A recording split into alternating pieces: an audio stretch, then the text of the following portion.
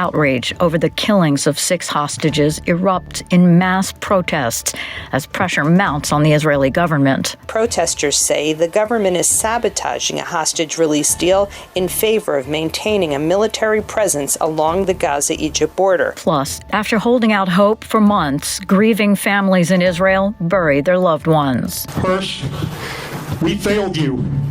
We all failed you. You would not have failed you.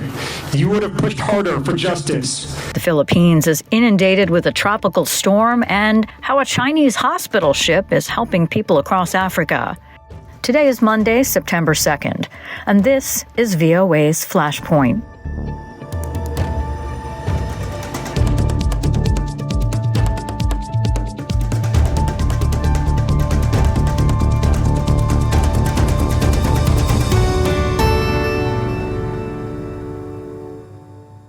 Good evening, I'm Lori London. Thousands of people poured into a Jerusalem cemetery Monday to pay their respects to Israeli-American Hirsch Goldberg Polin, whose face became one of the most recognizable symbols of the nearly year-old hostage crisis.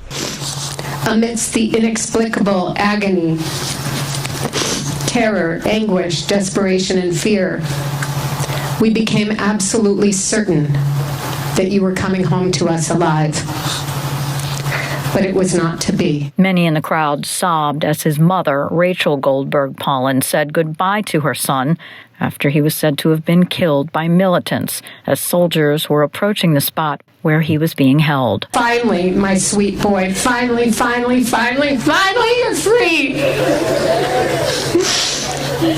I will love you and I will miss you every single day for the rest of my life.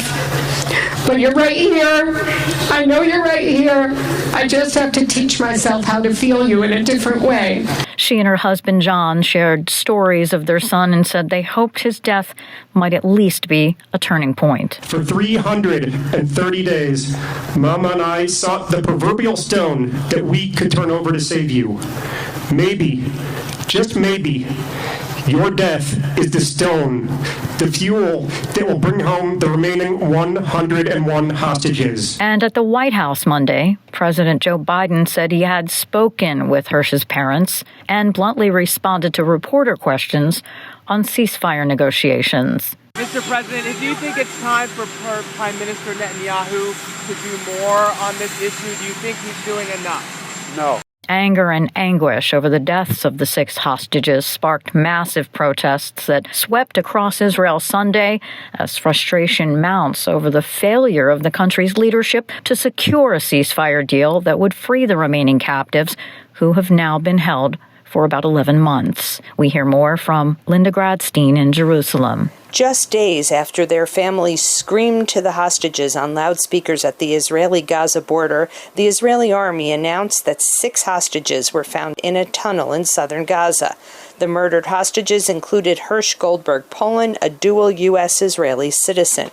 Israeli army spokesman Daniel Hagari says the 6 were murdered by Hamas terrorists shortly before soldiers reached them. He said they had been abducted alive and their bodies were found during combat in the southern Gaza city of Rafah, near where Israeli troops rescued a Bedouin hostage alive last week. The Israeli press says that rescue may have provoked Hamas to kill the 6 hostages, fearing the Israeli soldiers were getting closer. It was also reported that 3 of the 6 killed were set to be released on humanitarian grounds in the first stage of a ceasefire, including Goldberg Polin and 2 women. In mass demonstrations around the country, protesters say the government is sabotaging a hostage release deal in favor of maintaining a military presence along the Gaza-Egypt border. This policy decision was confirmed by government cabinet ministers a few days ago, and according to Israeli press reports, Prime Minister Benjamin Netanyahu acknowledged that their decision likely meant the collapse of negotiations over a hostage deal. But after the killing of the 6 hostages, Netanyahu blamed Hamas for the lack of any hostage deal. Netanyahu said that while Israel is conducting intensive negotiations with the mediators to reach a deal, Hamas refuses any proposal. He said that anyone who murders hostages does not want a deal. Polls show a majority of the Israeli public supports a ceasefire deal as the only way to release the hostages, even if it means that Hamas is not completely destroyed, according to Gershon Baskin, a longtime Israeli negotiator with Hamas. The military pressure does not release hostages. 8 hostages were rescued in military operations. There are still 101 hostages in Gaza. If something is learned from what we learned last night when these hostages' bodies were found, is that military pressure will not save them. Military pressure will kill them. Amid national mourning for the 6 young hostages, Israelis have gone into the streets in mass demonstrations against Netanyahu's military policy and are holding a one-day general strike Monday. Linda Gradstein for VOA News, Jerusalem. And to the humanitarian crisis in the Gaza Strip and efforts to avert an even bigger crisis, here's AP correspondent Karen Shamus. Palestinian health authorities and United Nations agencies have begun a large-scale campaign of vaccinations against polio in the Gaza Strip, hoping to prevent an outbreak in the besieged territory. In a makeshift UNICEF tent in Deir al-Balah in central Gaza, health workers vaccinate young children against polio. The move came as Gaza recently reported its first polio case in 25 years, a 10-month-old boy now paralysed in the leg. The World Health Organization says the presence of a paralysis case indicates there could be hundreds more who have been infected but aren't showing symptoms. Authorities plan to vaccinate children in central Gaza before moving on to the more devastated northern and southern parts of the enclave. I'm Karen Shamas. And moving to Europe, officials in Ukraine say the capital Kyiv was hit overnight with a barrage of Russian missiles as children prepared to return to school after the summer vacation. Associated Press correspondent Charles de Ledesma has this report. Several series of explosions rocked the Ukrainian capital in the early hours of Monday. Ukraine's interior minister said debris from intercepted missiles and drones fell in every district of the capital, injuring 3 people and damaging 2 kindergartens. Residents had hurried into the city's bomb shelters. Oksana Arganova, an 18-year-old student at a high school there, tells the AP she was still shaking after the nighttime scare. I woke up and my neighbour was shouting, "Let's go down to the shelter. There are big explosions." We all ran. I'm Charles de Ledesma. And in other parts of Ukraine over the weekend, dozens were killed in separate Russian attacks. VOA's Arash Arabasadi has that part of the story.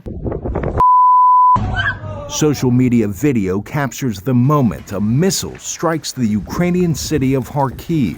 The local government there says several Russian missiles hit Kyiv, injuring at least 40 people, including 5 children. Officials warn that number could climb. The news follows a busy weekend of cross-border attacks in which Russia says it intercepted and destroyed 158 drones launched from Ukraine. But some of the drone attacks appear to have caused damage, with Russian officials saying falling debris caused a fire at an oil refinery near Moscow. Damage was reported at a power station serving as one of the largest energy producers in central Russia. All this comes just days after U.S. Secretary of Defense Lloyd Austin welcomed his Ukrainian counterpart to the Pentagon, pledging continued assistance. The United States will not waver in our support for a free, secure, and sovereign Ukraine. Alongside some 50 of our allies and partners, the United States will continue to provide the critical capabilities that you need to fight the Kremlin's aggression. European Union High Representative Josep Borrell urged Ukraine's international backers to lift restrictions preventing use of their weapons systems on Russian soil. Meanwhile, the Russian Defense Ministry says it struck a Ukrainian weapons storage facility in the Sumy region. Ukrainian authorities there said overnight attacks killed 2 women and injured at least 11 people as first responders worked to extinguish fires in the area. That attack followed a major shakeup of Ukraine's military.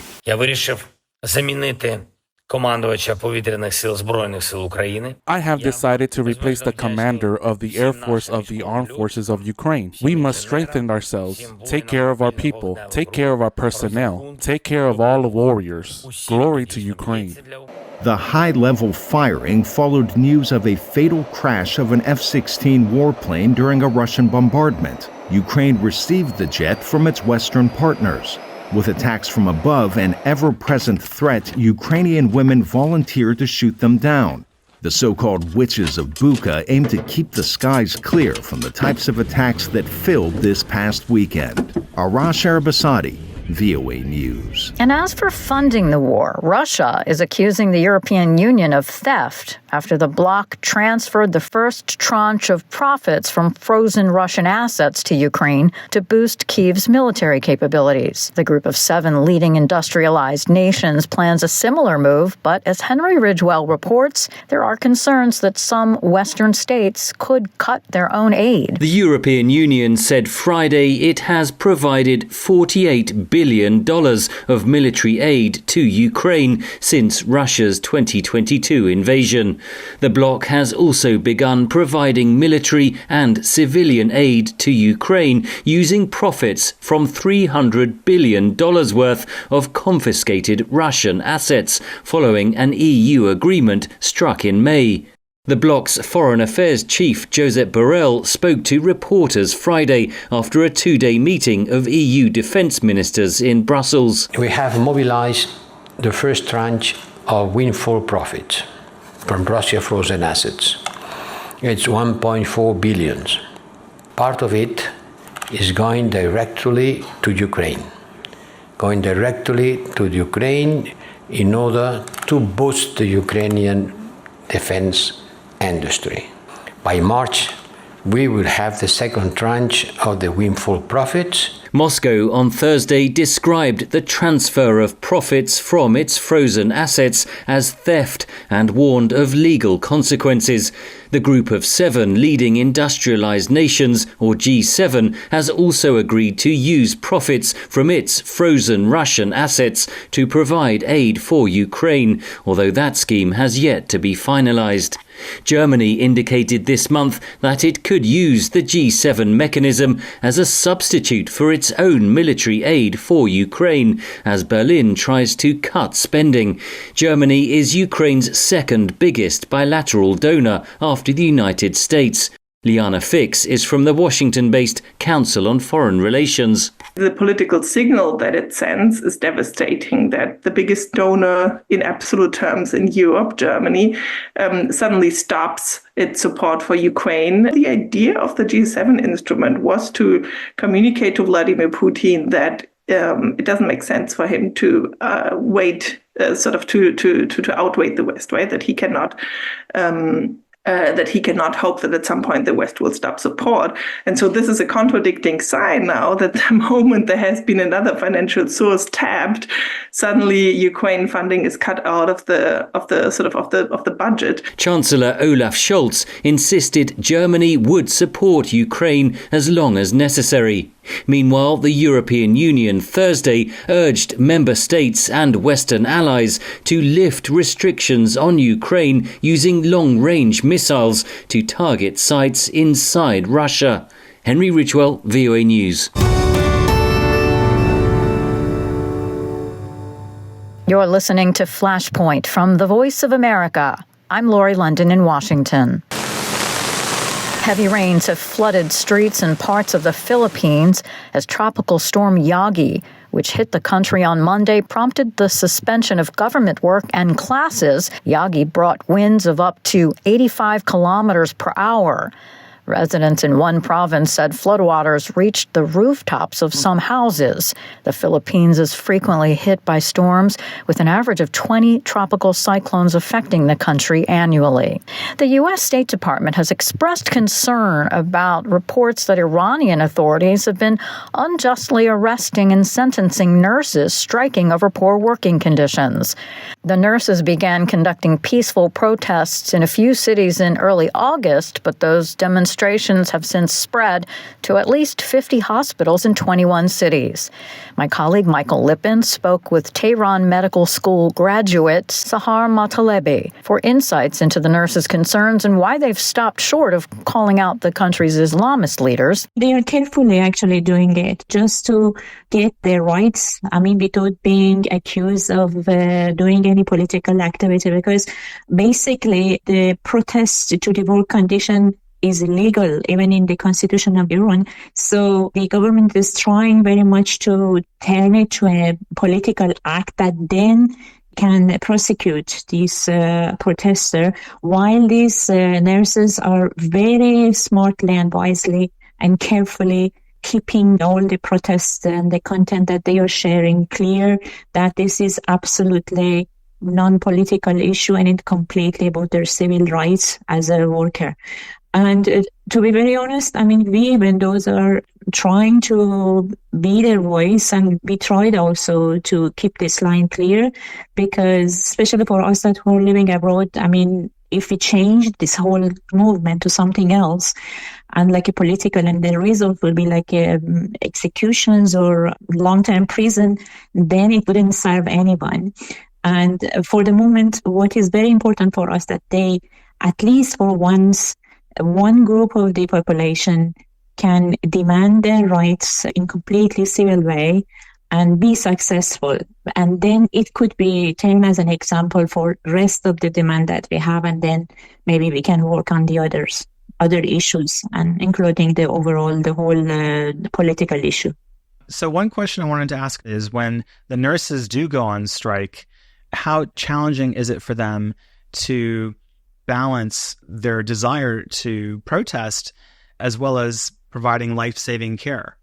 Yeah, definitely. It's a dilemma. I mean, it's a moral battle of any health personnel, either to go after the very valid civil rights, which serve a bigger population, not only the medical community, but also at the end of the day, the patients community, because once the medical staff are overworked and overwhelmed, of course their quality of the services go down, and it might affect the health of the patient who are reaching out to receive some services.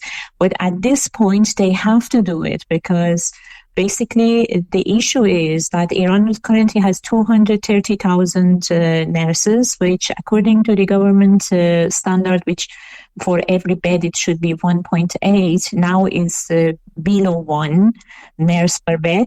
And then so the number of the nurses that should be in place and employed and working should be at least twice the current figure.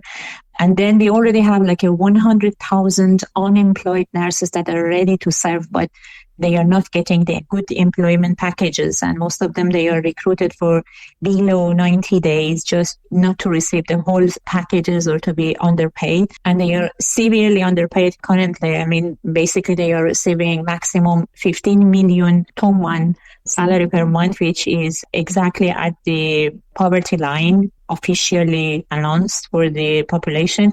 So, and then with this, the minimum wage, which is the below of the living standard, they also have to work 3 times more.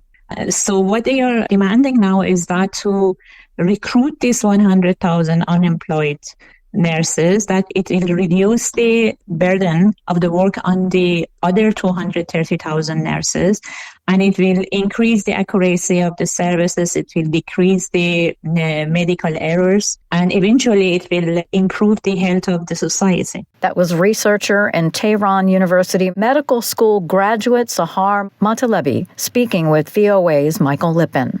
China's naval hospital ship, the Peace Ark, is on a 13-nation tour of mostly African countries, providing free health care for locals and expanding Beijing's soft power influence. Over the past week, it was docked off the coast of South Africa. Vicky Stark went on board the ship in Cape Town. More than 3,000 people took advantage of the free medical care offered by the Chinese naval hospital ship while it docked in Cape Town's Table Bay Harbour for a week. Simpiwe Mayeke was one of the patients on the ship. I found about the ship on social media and on the radio as well. And I think it's a good thing that they came here to help us, because our government, I don't think they are doing enough for health issues. Only 16% of South Africans can afford private health care. Most South Africans go to government-funded facilities that are often under-resourced and where there is a backlog of patients who need surgeries. On board, members of the South African Military Health Services worked with more than 100 of the ship's staff. Nurses and doctors from the ship also worked at several government hospitals in Cape Town on procedures such as cataract operations, says South African military's Chinondiwa Esther Mohale. Everything is very costly, and to actually afford a medical aid cover for some people, it's a dream that they couldn't reach. During the visit, a number of surgeries were carried out, but they made a small dent in the thousands of backlogged cases. Besides Western medicine, doctors also offer traditional Chinese medicine. The ship has been providing medical care since 2010. Some analysts see the ship as part of China's competition with the US for influence in Africa and a way of countering allegations from Washington and rights organizations about China's human rights abuses. The larger goal is to win hearts and minds in the court of public opinion, says analyst for the Institute for Security Studies, Peter Fabricius. It is part of soft power, and soft power was sometimes also called hearts and minds, when the military uses non-lethal means of trying to win over support to their cause. And it's I would think, probably quite effective. Leo Pengyu, spokesperson for the Chinese embassy in Washington, says it's about helping others. The Peace Ark hospital ship visited many African countries to bring health to people in need. The next stop is Angola. Vicky Stark, VOA News, Cape Town, South Africa. And finally today, in New York, aspiring fashion designers often attend colleges like the Fashion Institute of Technology or Parsons School of Design. But for those without the means or access to higher education, a Harlem-based fashion incubator, a company that helps new fashion designers grow and learn the business, is providing alternative paths to the industry. VOA's Tina Trin shows us two emerging talents. There's something so beautiful about making something that is an art that people wear every single day. For Trey Malone Buchanan, the art is fashion. He's a design apprentice at So Harlem, an incubator for emerging fashion designers and entrepreneurs in New York's historically black neighborhood of Harlem.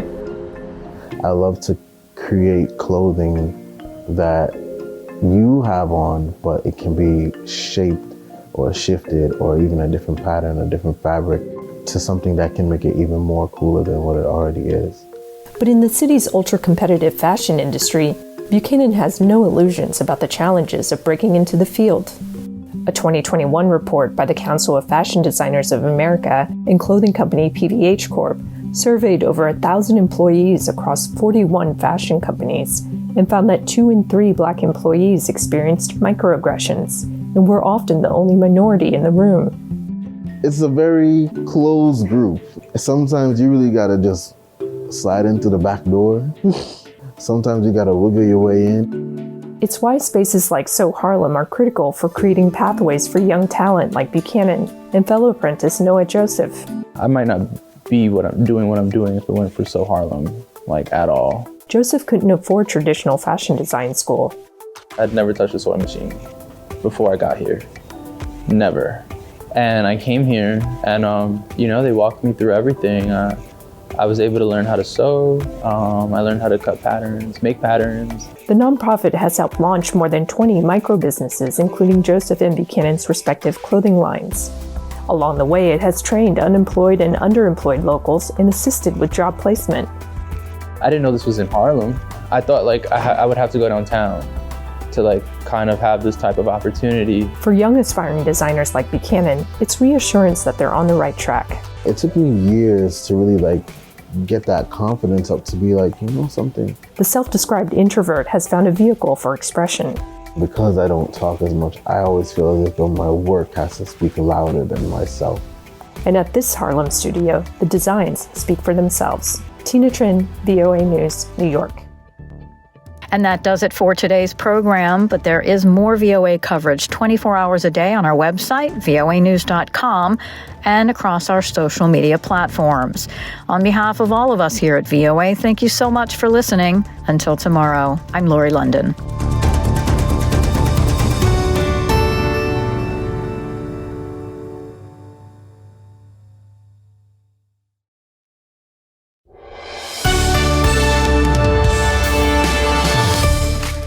For deeper dives and expert analysis, listen to VOA Podcasts. Issues in the News explores the biggest stories every weekend, while International Edition keeps you informed every weekday. Plus, with the 5-minute newscast at the top of every hour, you're always up to date.